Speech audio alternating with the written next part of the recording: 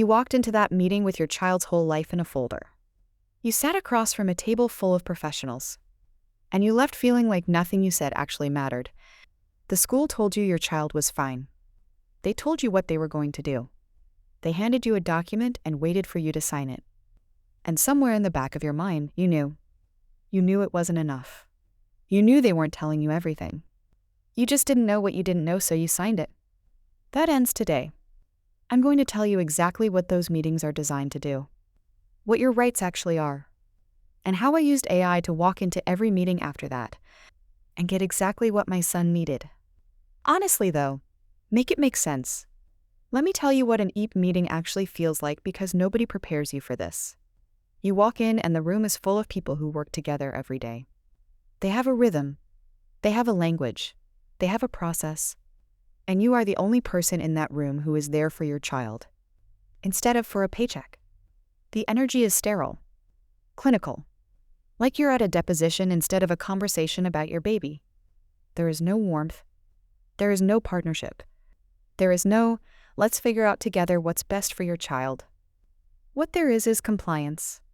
These educators are there because the law says they have to be. They are going to offer what they decided before you walked in. And they are going to sit there with a straight face and call it, what's in the best interest of your child? Let me translate that for you. What they mean is, the law says we have to have this meeting. We have to do something. So we're going to do the bare minimum, so that we don't get sued. That is what is happening in that room. And if you don't know that, if you walk in thinking these people are your partners, and that this meeting is a real collaboration, they will take full advantage of that. I watched it happen. I have sat in those meetings as a parent and watched educators make assumptions.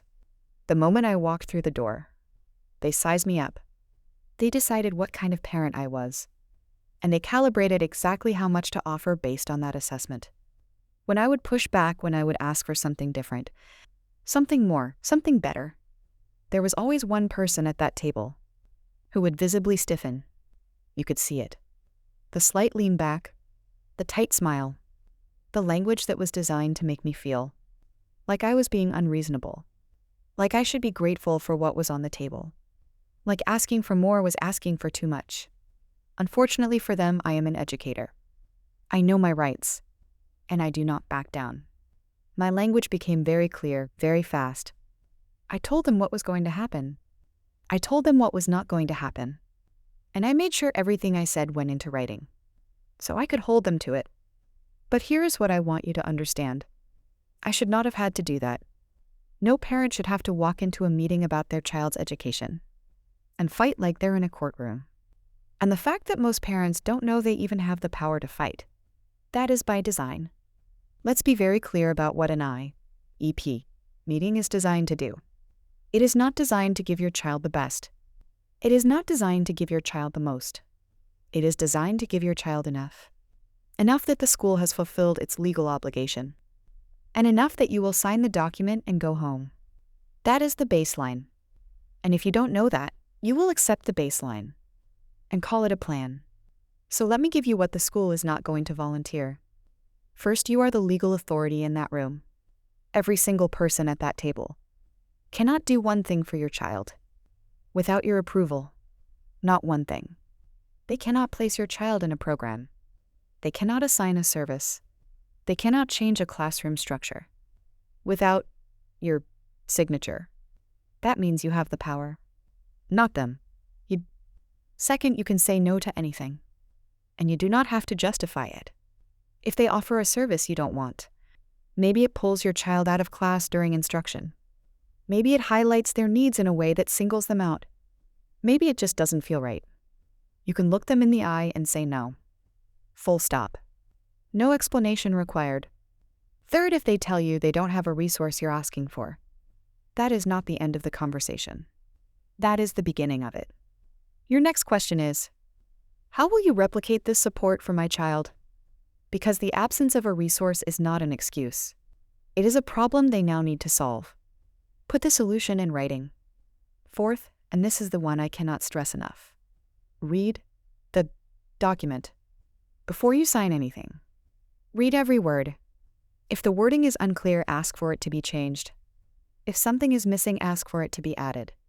If anything in that document does not reflect exactly what was said in that meeting, do not sign it. You can ask for time. You can ask for a day to review it. You can send it back with written notes, detailing exactly how you want it corrected. This is a legal document about your child's education. It deserves more than a signature at the end of a long meeting. When you're emotionally exhausted and just want to go home, here is something else I want to name, because it changed everything for me. Schools make assumptions about parents, and those assumptions shape how they treat you in that room. When I walked in and they didn't know my background, the meeting was one way.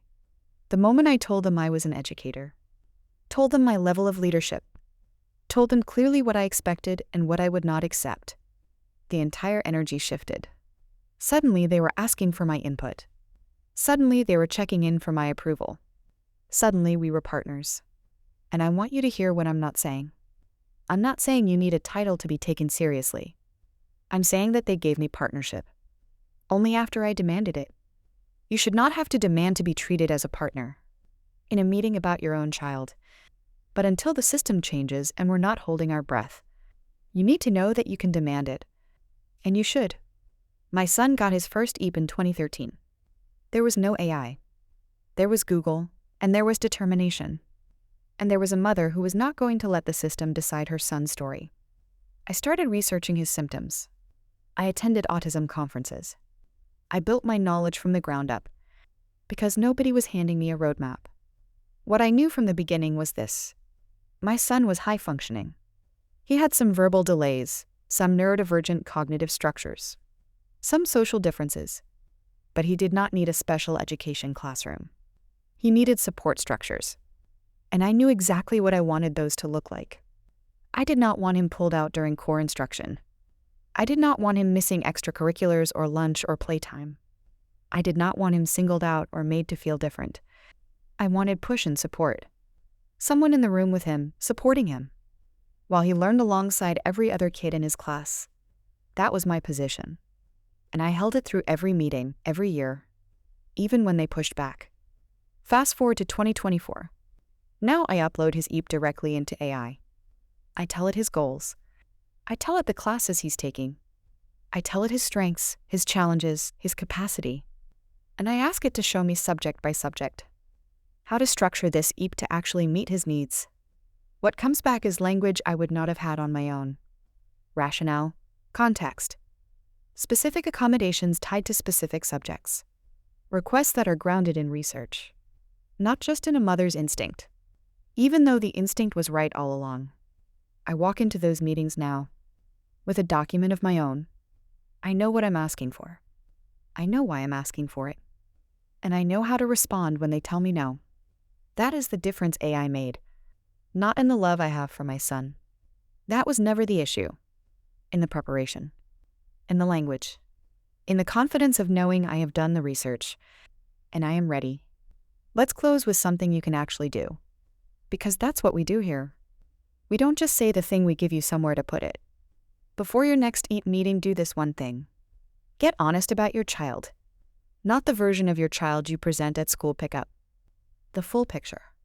Their academic strengths. Their real gaps. What they struggle with at home that never makes it into a report. What lights them up? What shuts them down? Then go to an AI tool, Claude, ChatGPT, whatever you have access to, and give it that full picture. Tell it the grade level expectations for your child's grade. Ask it to give you a list of recommended classroom and school structures that would support a child with your child's specific needs. Ask it for the rationale behind each one, so you understand what you're asking for before you walk in that room. You are not asking AI to parent your child. You are using it to prepare you to advocate like the authority you already are. In the meeting, ask this question. Most parents never ask it. Have you personally taught a student who needed this type of support before? What strategies worked? How did you measure success? And would you recommend that same approach for my child, and why? That question does two things. It tells you whether this educator has real experience, or whether your child is going to be an experiment. And it puts them on record, so that what they say in that meeting aligns with what goes into the document. After the meeting, do not sign anything that day. If anything feels unsettled, you are allowed to say, "I'd like a day to review this before I sign." Read the full document. Every word. If anything is wrong, unclear, or missing, put your corrections in writing and send it back before you sign. This is a legal document. Treat it like one. That's honestly, though, for today. We said the thing. We named what the system is actually doing. We told you what your rights are, the ones nobody volunteers. And we gave you 3 places to put this before your next meeting. If this helped you, share it with a parent who is sitting in that meeting right now, not knowing they have all the power. They need to hear this. New episode every week. We'll see you then.